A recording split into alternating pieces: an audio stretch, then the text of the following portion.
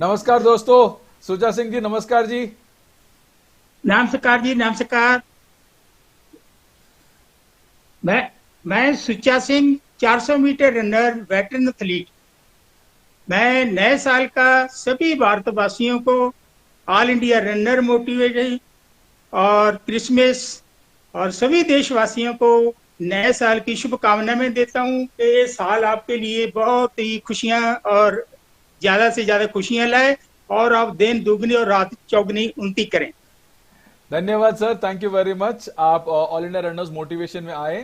अगर आपकी बात की जाए सर, आप तो है काफी दिग्गज एथलीट। 3 टाइम्स एशियन गेम्स में मेडल मेडल लिए हैं। एशियन ट्रैक एंड फील्ड में एक बार मेडल लिए हैं। आपके पास 4 इंटरनेशनल मेडल्स हैं। वेटरन्स में भी आप गए थे। काफी लंबा ट्रैक रिकॉर्ड है आपका। बहुत खुशी होता है कि आप जो है हमारे जो चैनल के लिए पहला इंटरव्यू वो आपका है। तो धन्यवाद। Thank you sir. तो ये कि जब मैं रिसर्च कर रहा था आपके बचपन के बारे में, हमें ज्यादा जानकारी नहीं मिला। जरा अपने बचपन के बारे में बताइए सर। कैसा रहा बचपन, कहाँ पे गुजरा, और क्या क्या गेम्स तभी खेलते थे आप? मेरा बचपन लुधियाना से 20 किलोमीटर दूर एक गांव है, कुमद्दी, लुधियाना डिस्ट्रिक्ट में पड़ता है। मेरा बचपन वहां से, उस गांव से ही गुजरा है। और बचपन से ही मुझे कबड्डी, फुटबॉल, इन गेमों का बहुत ही ज्यादा, बचपन से छोटे होते ही बहुत ज्यादा शौक होता था। कबड्डी में तो जो जाना, किसी को पकड़ा नहीं जाता था। बेसिकली स्पीड बहुत थी। नेचुरल गिफ्ट होता है किसी में कुछ ना कुछ। तो मैं ऐसी गेमें करता रहा। जब मैं अपना हायर सेकेंडरी स्कूल खन्ना में पहुंच गए, तो उसके बाद मैंने 100 और लॉन्ग जंप स्टार्ट किया। कोच बोलता है ये करो, आपके लिए अच्छा है, क्योंकि उधर कोच मिल गया पहली बार। तो मैंने स्टार्ट की और मैं पहली बार पहले डिस्ट्रिक्ट में आया, सेकंड और थर्ड, और उसके बाद डिवीजन में आया। उसके बाद कोई पोजीशन नहीं आई मेरी। बस यहाँ तक ही मैंने स्पोर्ट्स से ज्यादा की। उसके बाद 1965 में जब लड़ाई लगी थी, तो उस समय मैं फौज में भर्ती हो गया। भर्ती होने के बाद ट्रेन करते रहे काफी, और उसके बाद फिर 3 महीने ट्रेन गुजरने के बाद हमारे कंपनी कमांडेंट थे, बहुत ही अच्छे थे, और उन्होंने 4 ओलंपिक पार्टिसिपेशन किया था। उन्होंने हमें सभी जो नए रिक्रूट थे उनको ब्रीफिंग कर रहे थे कि हमारे 3-4 महीने के बाद इंटर रिक्रूट चैंपियनशिप होने वाली है। आप हमको थोड़ा सा टाइम भी देंगे, और आप भी अपना टाइम निकाल कर उस इंटर रिक्रूट चैंपियनशिप के लिए तैयारी करें। तो मैंने जो तैयारी शुरू कर दी। ये जो कैप्टन थे, एक 2 ओलंपिक का गोल्ड मेडल था और 2 का सिल्वर मेडल था। संसारपुर के साथ ही है, खुसरोपुर गांव, वहां का था ये। 1952 में हेलसिंकी, 56 मेलबोर्न, 60 रोम और 64 टोक्यो में इन्होंने पार्टिसिपेशन किया था। और 2 गोल्ड और 2 सिल्वर थे इनके। बहुत ही अच्छे कमांडेंट थे। तो हम करते रहे 3 महीने। 3 महीने के बाद जब इंटर रिक्रूट चैंपियनशिप, उधर ट्रेनिंग भी करते थे और इधर दूसरी ट्रेनिंग भी करते थे, और फौज मिलिट्री की भी और ये भी ट्रेनिंग दोनों। तो करते करते 3 महीने जब ट्रेनिंग हुई, इंटर रिक्रूट चैंपियनशिप हुई। इंटर रिक्रूट चैंपियनशिप में मैंने लॉन्ग जंप में सेकंड पोजीशन, 100 मीटर में फर्स्ट पोजीशन, और 4x100 रिले में फर्स्ट पोजीशन हासिल की। और साथ साथ वो भी ट्रेनिंग करता था। और हमारा जो कंपनी पलटून कमांडर था, वो परमवीर चक्रा था।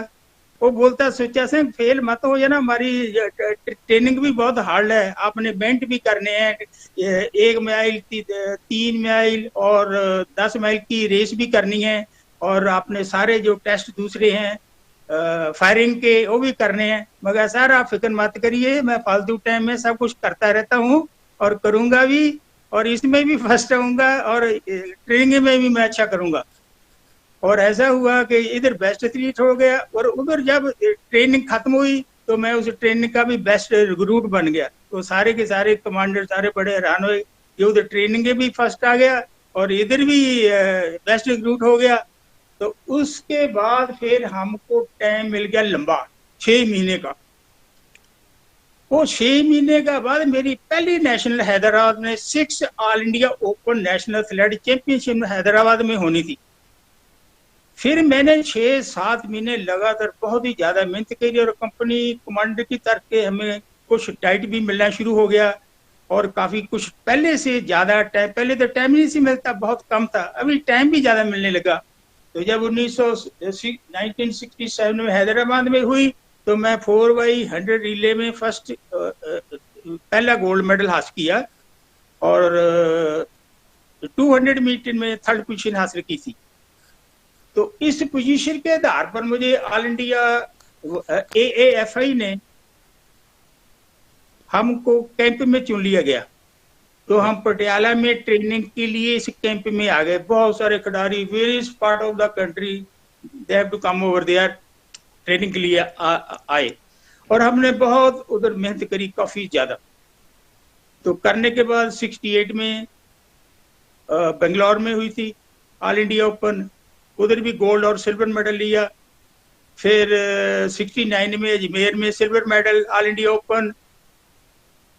1970 एशियन गेम फिर आगे बैंकॉक आ गई। मेरा सबसे बहुत ही ज्यादा इसमें करते करते मैं तो बहुत टॉप तक आ गया था, मेरी अच्छी परफॉर्मेंस थी। और पटियाला में कोच थे जगमोहन सिंह, स्प्रिंटरों के टॉप क्लास कोच थे, बाद में डायरेक्टर रहे हैं। तो उनके अंडर ही मैंने सारी ट्रेनिंग की है। अच्छा, आपने उनसे क्या क्या सीखा? हाँ जी, आपने उनसे क्या क्या सीखा?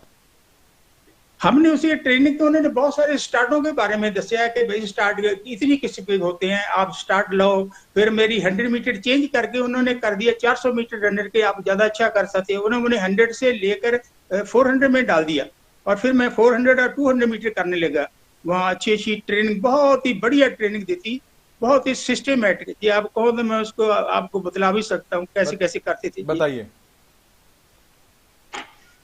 ट्रेनिंग का सबसे मेन तो ये है कि जनरल फिटनेस की अपनी एक क्वालिटीज होती है, क्वालिटीज जनरल फिटनेस में, जिसमें ज्यादातर होता है कि आदमी में चीजें है या नहीं, जिसमें staying power, stamina, strength, speed, skill, mobility, will power, क्या ये सब कुछ है। उसके बाद फिर आ जाता है दूसरे फिजियोलॉजिकली करेक्टरिस्टिक्स के हाथ में, मसल गैस, इनराजमेंट, डिहाइड्रेशन हो गया। जैसे गर्मियों में पानी नहीं कई लोग नहीं पीते, ज्यादा वर्कआउट कर जाते हैं, dehydration. How do you have to reduction of fat, muscle nerve system कैसे काम करता है, मसल नर्व कोऑर्डिनेशन की है, न्यूरो मस्कुलर कोऑर्डिनेशन क्या होता है, मसल और दिमाग के आपसी।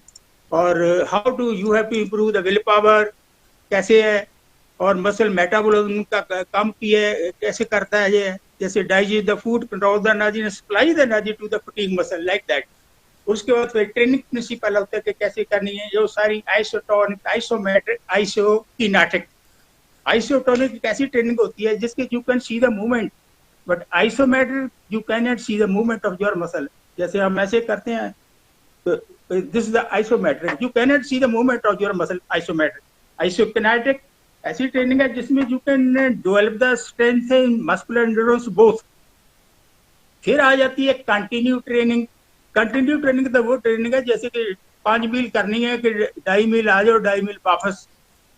फिर रेपिटेशन सीरीज, रेपिटेशन सीरीज में जैसे 100 मीटर 20 टाइम करनी है तो उसको विद जॉगिंग बैक, रेस्ट ज्यादा नहीं करनी क्योंकि we have to improve the muscular endurance. 100 metre 20 time with a jogging back या time near about 30 second, but we have to complete that. Interval training, interval training में थोड़ी training करनी है, उसके बाद फिर रेस्ट करना पड़ेगा। जैसे मैंने 200 की 12 लगानी है, मैं पहले लगा लूंगा 6 लगा ली मैंने, 6 के बाद 3 to 5 मिनट रेस्ट, ज्यादा रेस्ट नहीं, कम रेस्ट करनी है। 3 to 5 मिनट 6 होगी, उसके बाद फिर 3, फिर 3 to 5 मिनट और फिर 3। This is the interval training. After that fartlek होता है। फटलेग कैसा रेस होती है जिसमें back side running, left side, right side, lot of different type of exercise, sport running, long stride, short distance, like that fartlek 45 minutes. फिर circuit training. Circuit training ऐसी training होती है जिसमें बहुत सारी एक्सरसाइजों का इकट्ठा किया जाता है। जैसे सबसे पहले हम लोग के एक्सरसाइज करनी है, हमारे रनर के लिए इम्पोर्टेंट है कि हम चाहते हैं नी एक्सटेंशन। नी एक्सटेंशन एक ऐसी एक्सरसाइज है कि you can develop the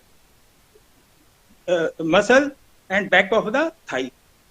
hamstring कर ले, you can develop the back side of the thigh. फिर सीटिंग रो होती है, बैठे ऐसे एक्सरसाइज करनी है। इसे do can develop the front of the arm and back of the shoulder. Curl up, low pulley ऊपर से, तो ये डेवलप द मतलब front of the arm, front of the upper shoulder. उसके बाद आ गया half squat. Half squat you can improve the glutes and the your thigh muscle. 90 degree pushup आ गए। 90 डिग्री पुशअप में यू कैन डेवलप मतलब your chest, arm, shoulder और bicep and tricep. अच्छा। Crunch curl up, lower abdominal you can improve. Trunk curl up you can develop the upper abdominal. ये है training के proper schedule that you have to improve. Top class से जाना है, systematic that. बहुत बढ़िया। तब उस टाइम में जो है आपके जमाने में बहुत सारे अच्छे स्प्रिंटर्स थे भारत में। कौन कौन थे जो आपके साथ थे और आपकी जो इंस्पिरेशन कौन थी? कौन थे वो जो जिससे आप प्रेरित हुए थे? उस समय एक शाम का लड़का था BS बरुआ, वो हमारे आर्मी में थे। उसमें एशिया में गोल्ड मेडल लिया था 800 मीटर में। He is the best runner. उसको बाद में अर्जुन अवार्ड भी मिला है, ये बहुत अच्छा। बाकी फिर रंधावा साहब कैंपों में आए थे, गुरबचन रंधावा, मैंने उनके साथ 2-3 कैंप किए हैं, बहुत ही अच्छे थे। उसके बाद तो छोड़ गए, लेकिन ये मिलके के साथ के हैं सभी। तो और हमारे साथ श्री राम था, शिवनाथ था, और ये सारे बहुत सारे अच्छे अच्छे खिलाड़ी मेरे साथ रहे उस समय। बहादुर सिंह था, शॉटपुट जो है NSC में कोच था। ओके। और लेकिन बहुत सारे आप किससे इंस्पायर हुए थे, जिनको आप आप देखकर बोलते थे मुझे उनकी तरह बनना है? ऐसा कोई था तो कोई स्प्रिंटर जो आप जिनको देखकर या जिनका रनिंग देखकर आप कहते थे कि हाँ मुझे भी उनकी तरह बनना है? वो हमारे आर्मी में था, 1-2 लड़के थे अच्छे। जैसे उस समय था मक्खन सिंह था, एक 400 मीटर का टॉप क्लास बाहर कंट्री में भी गया। और BS बरुआ, इन लोगों से मैंने देखा कि आप इतने अच्छे हैं, इनकी इतना इज्जत-मान, रेस्पेक्ट है, कि हम क्यों नहीं बन सकते। वो बोलते हैं कि हर एक बन सकता है, फिर कड़ी मेहनत की जरूरत होती है। क्योंकि ये जो स्पोर्ट्समैन होते हैं एक सेंट की तरह होते हैं। पूरी जितनी भी आप में गलत बुराइयां हैं उनको सबको खत्म करना होगा। एक सेंट की तरह होता है, सबका त्याग करना पड़ेगा। कोई फ्रेंड नहीं तो फालतू होना चाहिए। कोई आदमी आपको कोई ड्रिंक नहीं आप ले सकते। ये सब छोड़ेंगे तभी तो बात बनेगी ना। एक अच्छा खिलाड़ी बनने के लिए उसको अपनी जिम्मेवारियों का एहसास होना चाहिए कि मैंने अपने दूसरों के पर नहीं फेंकना चाहिए। बहुत सारे खिलाड़ी मैंने ऐसे देखे हैं जो अपनी जिम्मेवारी को अपने ऊपर नहीं लेते और दूसरे के ऊपर फेंक देते हैं। वो एक अच्छे खिलाड़ी नहीं बन सकते हैं। अपनी जिम्मेवारी को खुद अपने ऊपर लेना सीखो और फिर नए इरादे से और पक्के मोटिवेशन से कि मैंने करना है, और गलतियों से सब सीखो। उन गलतियों से सब सीख कर फिर नए सिरे से पूरी आत्मविश्वास से आप हार्ड वर्क करो, तो सवाल पैदा ही नहीं होता कि आप कुछ ना कर पाए, तो सफलता आपके पैर चूमेंगी। That you have to do something like that. बहुत बढ़िया सर। नेशनल कैंप्स में गए, अपना पहला नेशनल मेडल के बारे में बताइए सर। कब था आपका पहला नेशनल मेडल और कैसे था वो रेस? सबसे पहले मैंने आपको बोला कि मेरी पहली national all India open 1967 Hyderabad में हुई थी, और मैं 200 मीटर और 4x100 मीटर रिले किए था। 4x100 मीटर में मेरा गोल्ड मेडल था और 200 में मैं थर्ड था, और बहुत अच्छी पहला साल था। पहले साल ही मैं सर्च में फर्स्ट आता। कई चीजों से निकलना पड़ता है, पहले कंपनी की, फिर सब एरिया, फिर कमांड, फिर सर्विस, फिर नेशनल। तो मेरा पहला साल था, तो मैं रिक्रूट से उठकर पहले साल में इतना जाना बहुत बड़ी बात होती है। क्योंकि मेरे दिल में था कि मैंने कुछ करना है, करना है, करना है, और मैं करके उन लोगों को दिखाया भी है। जैसे मैं बोला कि हमारा कंपनी का जो हॉलदार था वो बोलता था तुम फेल हो जाओगे, ये हो जाओगे। मगर साल विश्वास रखिए, कभी मैं टेस्टों में आपके जो ट्रेनिंग है फेल नहीं होऊंगा। और रिक्रूट बन के, बेस्ट रिक्रूट बन के भी दिखा दिया। मतलब ये भी जो धार लिया करना है करना है। तो ये था मेरा 1967 था। फिर मैं 1972 में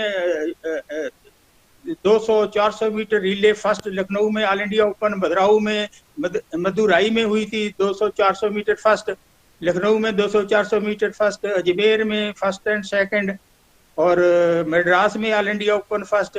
फिर सबसे ज्यादा मैं हिंदुस्तान का बेस्ट एथलीट बना 200 meter first, 400 first, all India inter state championship at Ahmedabad.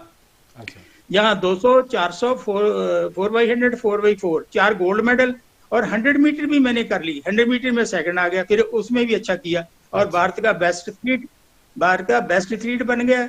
और KL पावल थे अपने बंगलौर के, उनका 21.7 का रिकॉर्ड था। That record was beaten by me 21.6। अच्छा, बहुत बढ़िया।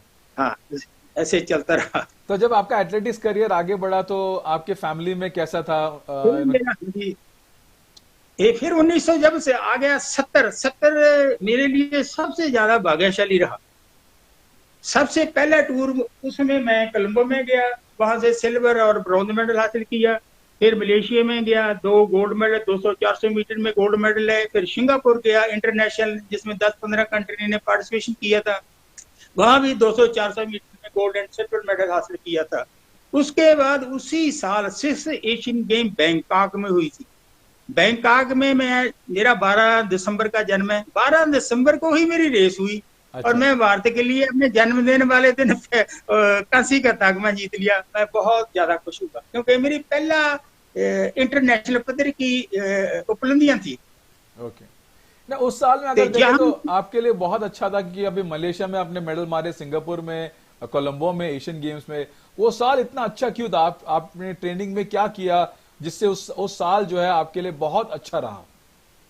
इस समय जो ट्रेनिंग दी है सरदार जगमोहन सिंह, सुप्रिंटेंडेंट के इंटरनेशनल हर्डल के स्पोर्ट्समैन भी थे वो, और सुप्रिंटेंडेंट के टॉप क्लास कोच रहते। MSc की हुई थी उनकी, और बुक्स भी उन्होंने लिखी थी। और बहुत ही तकड़े सुलझे कोच थे। उनकी ही ट्रेनिंग, इतनी ट्रेनिंग उन्होंने कराई जो कि मैं आपको बतला नहीं सकता।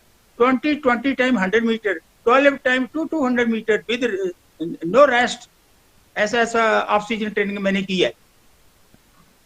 अच्छा। तो उनकी वजह से ही मैं ये सब कुछ कर पाया। ओके, बहुत बढ़िया। उस साल में जो है एशियन गेम्स में आप पहली बार गए 1970 में। जरा हाँ जी, हाँ जी। उसके बारे में बताइए, कैसा रहा एशियन गेम्स? आपको कैसा लगा भारत का जो है कलर पहनते हुए, कोट पहनते हुए और रेस करते हुए? उस रेस के बारे में बताइए, और कैसे आपने मेडल हासिल किया? दो मेडल आपने हासिल किया, कैसे हासिल किया? ये 1976 एशियन गेम बैंकॉक में हुई थी। और जब हम इंडिया की बनैन पहली बार पहनी थी, तो मुझे इतना ज्यादा फील प्राउड हुआ कि इंडिया के 5 एक्शन मेरी छाती में लगे हुए हैं। Really I feel proud of that. और मेरी लाइन उस समय जो 400 मीटर की दौड़ की थी, 7वीं लाइन, सबसे लास्ट लाइन थी मेरी। और मैं वो रेस ऑल आउट दौड़ा, ऑल आउट, और सबसे 300 मीटर तक गई था सबसे। फिर लास्ट में फर्स्ट और सेकंड योशिरा टोमोनोगा था जापान का, वो फर्स्ट आ गया। बिमले दास सिलोन का सेकंड था, और मैं थर्ड पोजीशन हासिल की थी। फिर 4x100 में सिल्वर मेडल हासिल किया। अच्छा। और बहुत अच्छा, we feel proud of that. अच्छा मेहनत किया, उसका रिजल्ट सामने आ गया, तो बहुत ही ज्यादा खुशी हुई। 4x100 अच्छा, में उस समय, सॉरी बताइए। उस समय जर्मन के एक नेशनल कोच वहां आए हुए थे। उनका नाम था मिस्टर रॉब वंडरलग। उन्होंने कहा कि हमारे देश में 1972 में ओलंपिक गेम्स हो रही है म्यूनिच में। उन्होंने हरेक कंट्री के 3 खिलाड़ी सिलेक्शन करने थे, preparation for the Olympic game at Munich. उन तीनों में हमारा 3 खिलाड़ी को नाम आ गया। एक myself, Edward Sequeira 1500 metre and 5000 metre Maharashtra, और कमलजीत संधू थी उस समय 400 मीटर की गोल्ड एशिया की गोल्ड मेडल थी वो। और हम तीनों का उस कैंप में ना गया। हम 2.5 month study cum training course and participation to the preparation for the Olympic game at Munich. 1972, I could not participate in the Olympic due to cause of my hamstring muscle. But I have participated in the 1971 pre-Olympic game at Munich. अच्छा, 72 due the muscle hamstring, so I could not participate that time. उसके बाद दोबारा chance नहीं मिला आपको Olympics में participate करने का? उसके बाद इसका तो नहीं चांस नहीं फिर मिला, क्योंकि फिर 76 में मैं 4 साल के बाद आती है, क्योंकि sprint you can not maintain for a long time standard, after that your speed will decrease that. 76 mountaineering में होनी थी, तो that time I could not qualify that time, it very difficult after 4 years. Okay, तभी आपने आपको किसी ने नहीं कहा कि आप 800 या 1500 मीटर्स में भी ट्राई करें, क्योंकि स्प्रिंट तो ऑलरेडी आपका बेस है, लॉन्ग डिस्टेंस आप कर सकते थे, तभी आपने कुछ ट्राई नहीं किया ऐसे 800 1500? जब हम ट्रेनिंग जर्मनी में कर रहे थे, ओलंपिक गेम की तैयारी के लिए हम जर्मनी में ट्रेन कर रहे थे, वो study camp training course and participation competition period था। उसमें जर्मनी के कोच ने मुझे कहा था कि हम एक रेस करा रहे हैं लेवरकुसेन में, आपको पहली बार 600 मीटर दौड़ना पड़ेगा, वहां से पता चलेगा कि आप 800 मीटर कर सकते हैं या नहीं, क्योंकि 800 का 600 से कनेक्टेड है। तो वो 600 मीटर मुझे दौड़ने के लिए ऑर्डर मिल गया। मगर सर करी तो नहीं, कहना 500 तो लगाई है, मगर हाँ वो तो मैंने किया है 500, तो कहना 600 मैं बतलाता हूँ कैसे करना है, जो मैं बोलूंगा वैसे ही करना। मगर ठीक है जी, तो 600 मीटर की स्टार्ट हुई, तो वो कहना जो फर्स्ट होगा सेकंड में ही रहना, इसके पीछे नहीं ज्यादा जाना। तो मैं सेकंड पोजीशन में रहा, लगा रह गया, बिल्कुल रिलैक्स था। और जब लास्ट आई तो मैं स्प्रिंट मार के सार्वी को बीट कर गया 63.2, 600 मीटर का टाइम निकाल के मैं फर्स्ट पोजीशन में हासिल कर ली। इतना अच्छा टाइम दिया, क्योंकि स्प्रिंट मेरे साथ थी और मैं पीछे लगा रहा, बाद में स्प्रिंट मार दी, स्टामिना भी था। तो पर मैं 800 नहीं की नहीं मैंने। अच्छा, आपको कभी लगा नहीं अगर करते होते तो फिर और अच्छा होता आपके लिए, और थोड़े साल आप एथलीट बन सकते थे? बोलता था जेकर आप इसमें आ जाते तो और भी अच्छा हो सकता था, लेकिन मैं नहीं, क्वेश्चन नहीं थे मैं कि मगर नहीं यार लॉन्ग है, बड़ा है, ये 400 मीटर ही अच्छा है, ठीक है, तो नहीं किया। ओके, तो उसके बाद आपने जो है रिटायर कब किया एथलेटिक्स से? रिटायर मैंने किया है 80 में। अच्छा, आपका लास्ट रेस कैसा था? ऑल इंडिया ओपन हैदराबाद में ही हुई थी, ये भी 1980 में। तो उसके बाद फिर मैंने कम कर दिया थोड़ा, अपनी कंपनी में जाना, जहाँ छोटी मोटी नेशनल तक जाता था, ज्यादा नहीं जाता था। ओके, तो आपका लास्ट रेस कैसा था अभी रिटायरमेंट से पहले? कैसा लगाया आपने वो रेस? कैसा मतलब कैसे भागा वो रेस, जो है आपका लास्ट रेस जो हैदराबाद में था, आपकी क्या पोजीशन थी और कैसा लगा? सेकंड पोजीशन आई थी, अच्छा था, पर हम धीरे धीरे जो स्पीड थी, नए लड़के आते हैं तो उसका तो फिर थोड़ा सा स्पीड तो कम ही होती जाती है ना, slow that you have to decrease your speed. ये तो नहीं होती कि स्पीड हमेशा वो रहती है, एक नीचे भी आती है। तो फिर धीरे धीरे मैंने इंटरनेशनल या बहुत बड़ी बड़ी गेम छोड़ दी और बच्चों को ट्रेनिंग देना शुरू कर दिया।